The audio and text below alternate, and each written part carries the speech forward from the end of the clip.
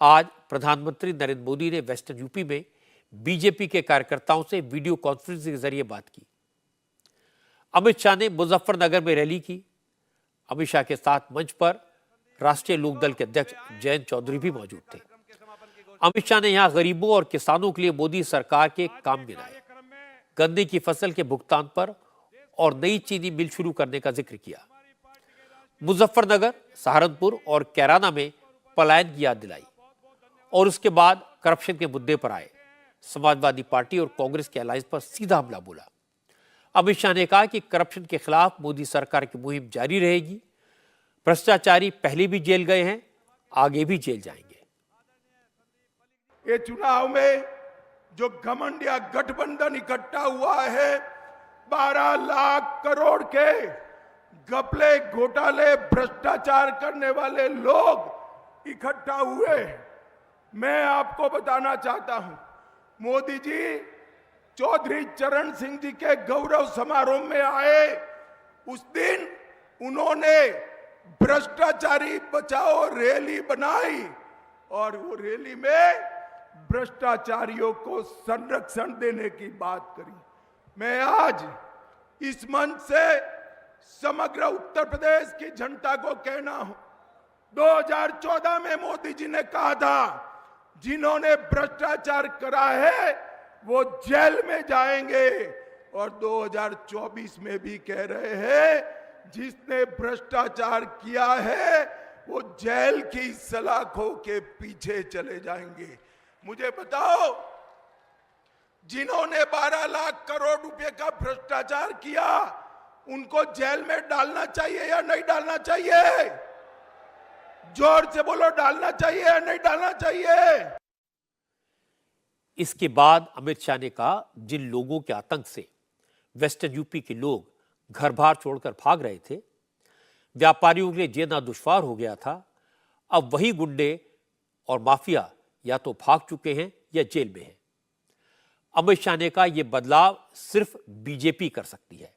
लोगों ने बीजेपी का काम देख लिया है, इसलिए विरोधियों के लिए कोई स्कोप नहीं बचा।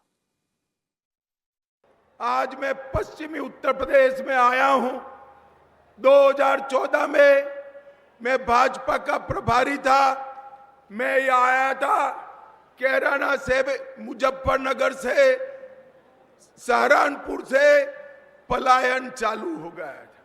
यहां पर कोई सुरक्षित नहीं था। आपने 2017 में भाजपा की सरकार बनाई, योगी सरकार ने यहां पर गुंडों का आतंक बनकर यहां पलायन रोका है और लोगों को सुरक्षित किया है। और इसके साथ साथ अब निर्दोष नागरिकों की जगह अब उत्तर प्रदेश से गुंडे पलायन करने लगे हैं। इस प्रकार की स्थिति उत्तर प्रदेश में बनाने का काम भारतीय जनता पार्टी की योगी आदित्यनाथ की सरकार ने किया है। जयंत चौधरी ने भी अपनी पार्टी के कार्यकर्ताओं को कहा कि वो पूरे मन से चुनाव में बीजेपी के उम्मीदवारों को सपोर्ट करें। जयंत चौधरी ने पहले पूर्व प्रधानमंत्री चौधरी चरण सिंह को भारत रत्न देने पर मोदी सरकार की तारीफ की। फिर अखिलेश पर सीधा हमला बोला। कहा कि जो लोग उन पर पाला बदलने का इल्जाम लगा रहे हैं, ऐसे लोगों को अब पटखनी देने की जरूरत है। मैंने कल परसों की बात है, जो उत्तर प्रदेश के मुख्यमंत्री रहे, उनका भी एक बयान मैंने देखा। अब तक मैं उनके लिए कुछ बोला नहीं हूं। मैं उनके लिए कोई व्यक्तिगत बात बोलूंगा भी नहीं। वो भले गाली गलौज करना चाहें तो मुझे 4 गाली फालतू देना चाहें तो दे दें, मुझे कोई फर्क नहीं पड़ता। हम लोगों की प्रतिष्ठा दांव पे लगी है।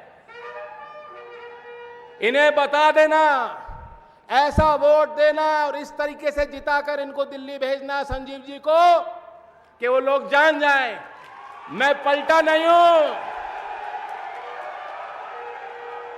इसे पलटना नहीं कहते, इसे पटकनी मारना कहते हैं। पटकनी देनी है।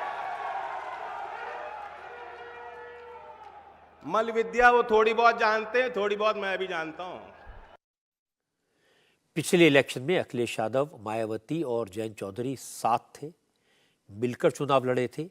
इसका उन्हें फायदा भी हुआ था।